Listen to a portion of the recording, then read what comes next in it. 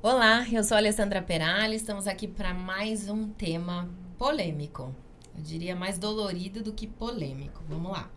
A questão é: estou numa doença terminal e eu quero deixar a guarda da minha filha com meu pai e minha madrasta.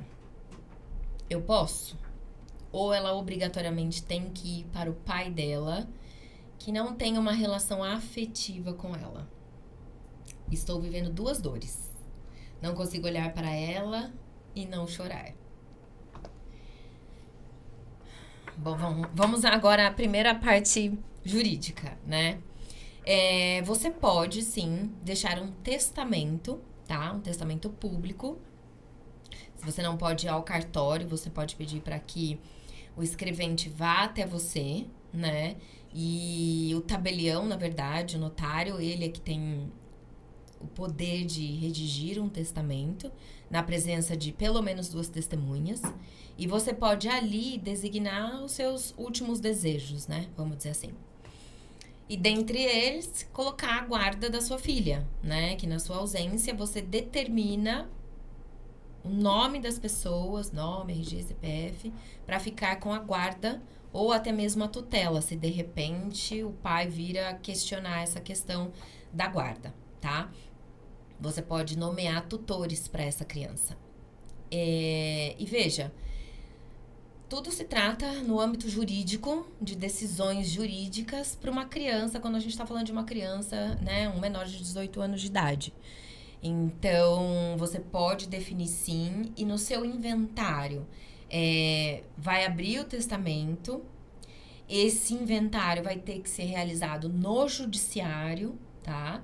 E aí a gente entra então com um processo de inventário. E dentro do inventário vai estar lá os seus últimos desejos, que vai ser discutido a questão da guarda. Obviamente o pai vai ser intimado, né, para se manifestar, ainda que biológico. Se não conseguirem encontrá-lo, né, se ele se sumiu no mundo, então o juiz tem condições de decidir com o que tem no processo. Agora, se ele for encontrado, intimado, se manifestar no processo, pode haver uma discussão, sim, né, dele querer essa guarda, mas também vai entrar um estudo psicossocial, vai entrar estudo psicológico, enfim, da idade da criança também vai ser muito relevante, né? Há quanto tempo ela não tem essa convivência. E como eu disse em outros vídeos, né? A questão da relação de vínculo afetivo, ela é construída, né? Não é por uma caneta de uma decisão de um juiz que, plim, nasceu o vínculo afetivo. Não, ela é construída. E mesmo nesse passo de construção, o pai biológico que acabou de surgir vai ter que ter a paciência, né? Porque a criança pode não querer ir?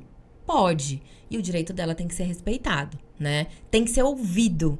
Por que essa criança não quer ir?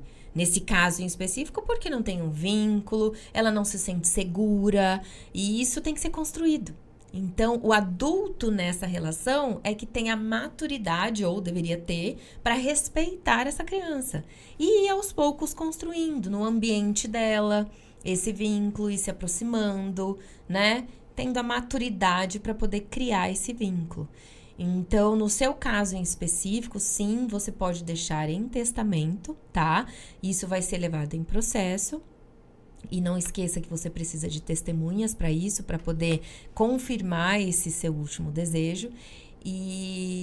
Enfim, aí deixa que a justiça e as outras pessoas que estão ao redor vão cuidar disso, tá? Mas é bem provável, nesse caso, que sim, as pessoas que você indicar ficarão com a guarda da sua filha, tá? É muito provável. Eu digo que no direito a gente, como papel de advogado, a gente nunca pode dar 100% de nenhuma causa, né? Mesmo porque todas elas dependem de pessoas. E tem pessoas e pessoas, visões e visões, crenças e crenças.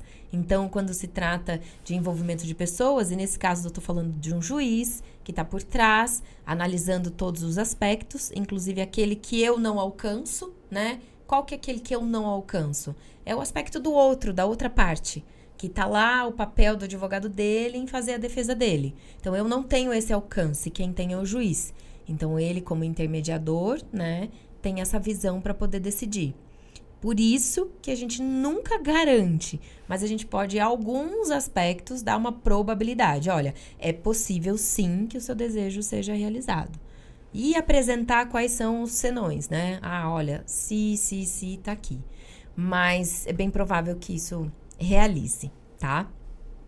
Ainda dentro desse assunto, né? Se a gente puxar um pouquinho para inventário, essas questões que a pessoa numa situação terminal pode, dentro do jurídico, deixar algo resolvido, né? Nesse caso, você também pode pensar numa tutela, né? Numa ação em que você nomeia tutores para aquela criança, tá? Então, você pode já antemão contratar um advogado, entrar com uma ação de tutela e nomear por conta do fato de você ter uma saúde debilitada já em fase terminal. Então, você pode previamente fazer isso, tá? Eu acredito que isso é um segundo caminho além do testamento. E, assim, uma coisa também não substitui a outra. Elas podem andar em paralelo. Eu não sei a questão... Claro que tudo isso tem custo, né? Vai ter o custo do testamento, que não é barato. Vai ter o custo da ação. Então, assim, é muito de você avaliar o que está dentro das suas possibilidades. Porque... Ainda que você pleiteie dentro da justiça uma justiça gratuita, você vai ter os custos se você não conseguir, né? Ou pode conseguir e conseguir aí um andamento processual gratuito para você atingir seu objetivo. Mas eu acredito que dessa dor em específico, aproveite muito, né, a presença da sua filha e deixe para ela muitas boas histórias e lembranças. Enfim, se você gostou desse assunto, que é bem polêmico e não dá pra gente não trazer a psicologia dentro desse assunto jurídico, ative o sininho, siga nas redes sociais, @Peralha Advocacia, que lá teremos muito mais conteúdo.